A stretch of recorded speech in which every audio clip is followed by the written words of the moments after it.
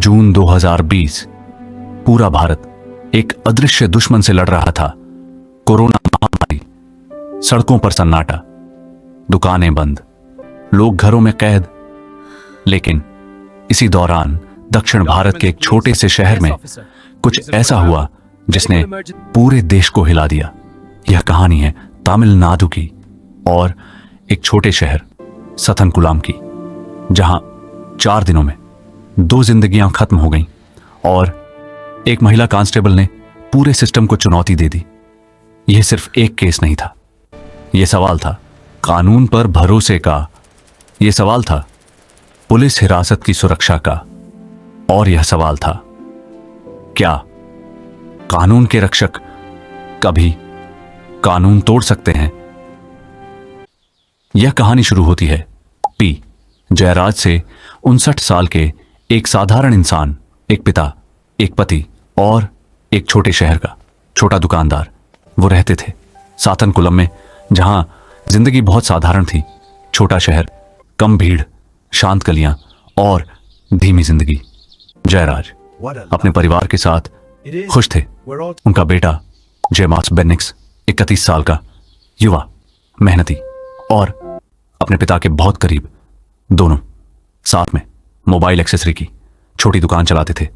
सुबह दुकान खोलना, ग्राहकों से बात करना और शाम को घर लौटना, यही उनकी जिंदगी थी। उनके सपने बहुत बड़े नहीं थे, बस शांति से जीना, परिवार को संभालना और धीरे धीरे जिंदगी आगे बढ़ाना। लेकिन 19 जून 2020 सब कुछ बदलने वाला था। यह समय था 2020, जब पूरी दुनिया एक महामारी से जूझ रही थी। कोविड-19 पैंडेमिक। भारत में सख्त लॉकडाउन लागू था। दुकानें समय पर बंद करना जरूरी। पुलिस सख्ती से नियम लागू कर रही थी। सड़कें खाली थीं। शहर सन्नाटे में था। 19 जून 2020 शाम का समय, सथानकुलम की एक छोटी सड़क और वहीं एक दुकान जो कथित तौर पर देर तक खुली थी। यह दुकान थी जयराज की। पुलिस गश्त कर रही थी और यहीं एक छोटी सी बात बड़ी घटना में बदल गई। पुलिस दुकान के पास पहुंची, जयराज से दुकान बंद करने को कहा, लेकिन गवाहों के मुताबिक विवाद शुरू हो गया।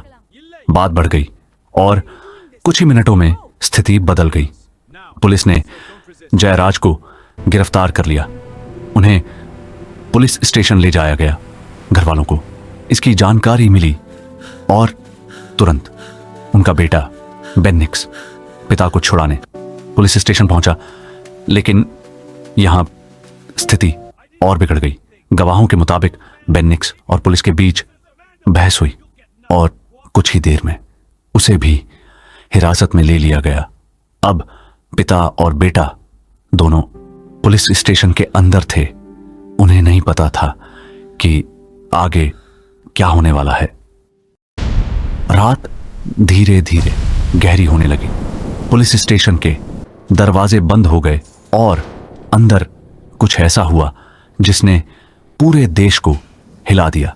गवाहों के मुताबिक पूरी रात चीखें सुनाई देती रहीं। लोगों ने आवाजें सुनी, लेकिन कोई मदद नहीं कर सका। पुलिस स्टेशन के अंदर क्या हुआ यह कुछ ही लोगों ने देखा और उनमें से एक थी एक महिला कांस्टेबल। उसी पुलिस स्टेशन में तैनात थी कांस्टेबल रेवती। उन्होंने जो देखा वो बेहद डरावना था। उन्होंने बताया कि दोनों को घंटों तक पीटा गया, बार बार टॉर्चर किया गया। रेवती डरी हुई थी। वो जानती थी कि सच बोलना आसान नहीं होगा, लेकिन उन्होंने सच छुपाया नहीं। उन्होंने मैजिस्ट्रेट के सामने सारी बात बताई। उनकी गवाही पूरे केस की सबसे अहम कड़ी बन गई और यहीं से पूरा मामला बदल गया।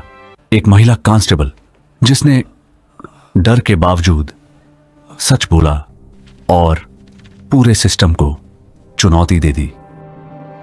रात भर पुलिस स्टेशन के अंदर जो कुछ हुआ उसके बाद सुबह दोनों को कोर्ट में पेश करने की तैयारी हुई। पिता पी जयराज और बेटा जे बेनिक्स दोनों चल भी नहीं पा रहे थे।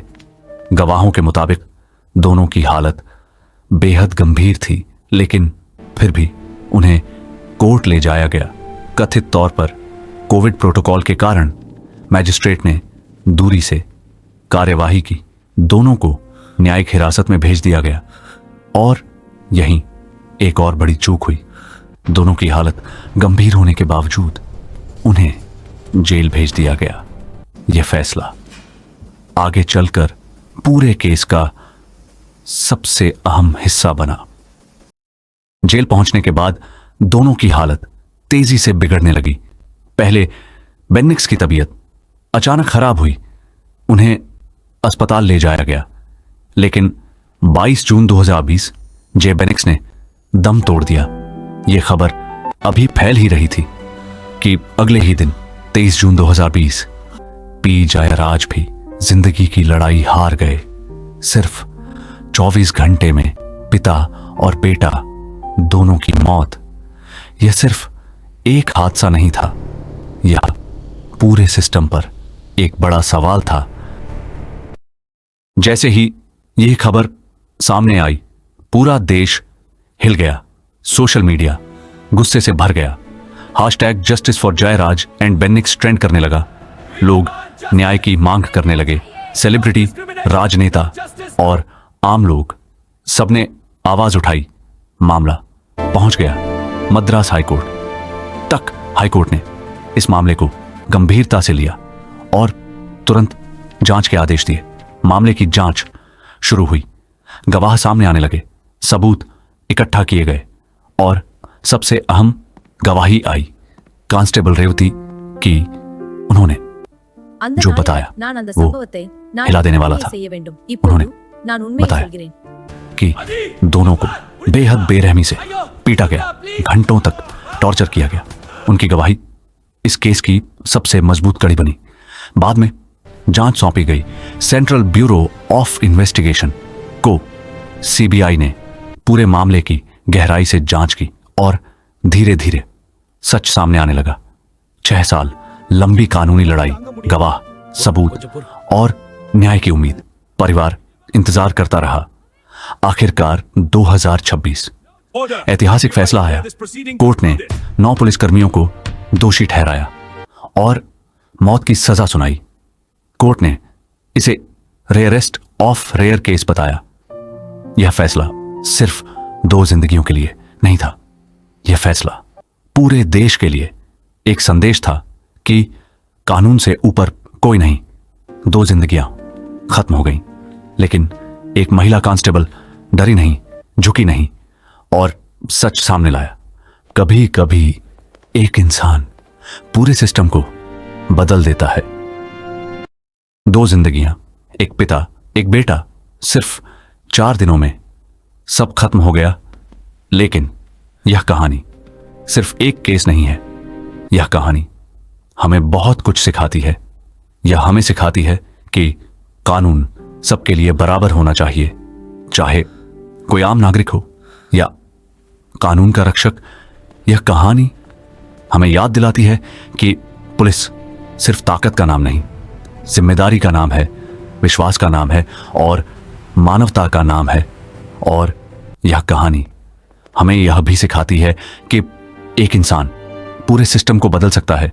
एक आवाज सच को सामने ला सकती है। कभी कभी न्याय देर से मिलता है, लेकिन जब मिलता है तो पूरे समाज को एक संदेश देता है कि सच कभी हारता नहीं। आज ये सवाल हम सबके सामने है। क्या हम एक ऐसा समाज बना सकते हैं जहां कानून सिर्फ डर नहीं बल्कि विश्वास का प्रतीक हो? अगर आप चाहते हैं कि ऐसी सच्ची कहानियां और लोगों तक पहुंचे तो इस वीडियो को लाइक करें, शेयर करें और चैनल को सब्सक्राइब करें, ताकि आप तक ऐसी सच्ची और महत्वपूर्ण कहानियां सबसे पहले पहुंचे। क्योंकि सच जानना और सच दिखाना दोनों जरूरी है।